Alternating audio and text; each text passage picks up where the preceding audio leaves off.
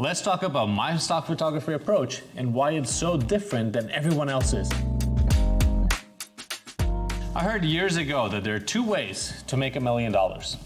You can sell one thing for $1 million, or you can sell 1 million things for $1 each.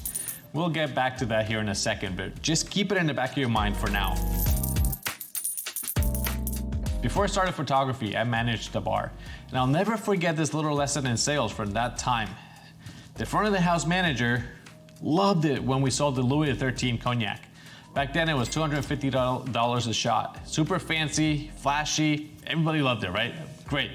The problem was that the bottle cost $2,500, so the profit margin was tiny.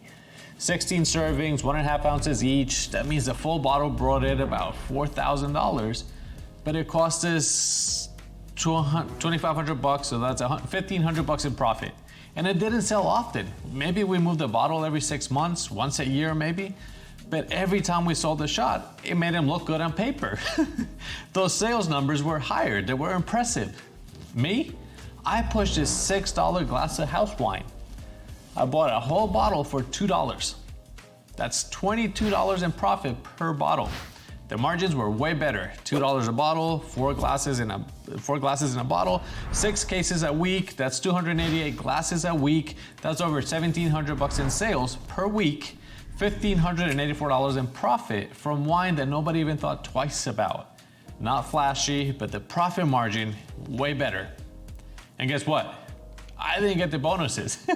I didn't get any bonuses based on sales numbers or anything like this. I just made tips. So I focused on what was moving, not on what looked cool. I just wanted to make sales and get more income. Now, fast forward to me doing stock photography, and you'll hear a lot of the pros say that you have to hire models. You have to use pro makeup, assistants, studios, high-end sets. And yes, that's one way to do it. That's the Louis XIII way to do it. That's the Louis XIII approach. It looks great, it costs a lot, it may take forever to pay off, but my approach, I'm in the wine game, I'm in the wine business, sticky notes, vitamin E capsules, expired vitamin E capsules, food, drink, pine cones. Yes, I made over $100 from this picture of pine cones. I use what I already have and I shoot a lot. I don't need to sell photos that cost me hundreds of dollars to make. I'm okay with a constant trickle. One image might make me $100 this month or $10 next week. Maybe it makes 35 cents every other week. I don't know, but over time, those little sales add up. And guess what? It didn't cost me anything to make those photo shoots, or very little compared to the Louis XIII approach. Some years I made a lot, other years not as much. It all depends on how active I am, but I've never had to spend thousands of dollars just to stay in the game. So what does this have to do with the different ways of making $1 million? I'm still trying to figure it out, honestly. It just sounded good and it was a good story. But what I've learned is that there's 1 million ways to get there. Well, maybe not 1 million ways, but there's many ways to get there. It's more than just 2 ways to get to $1 million. You can build big with small sales, or take big swings and wait for the one to land. You just gotta pick the path that fits you best, the one that you can actually start today.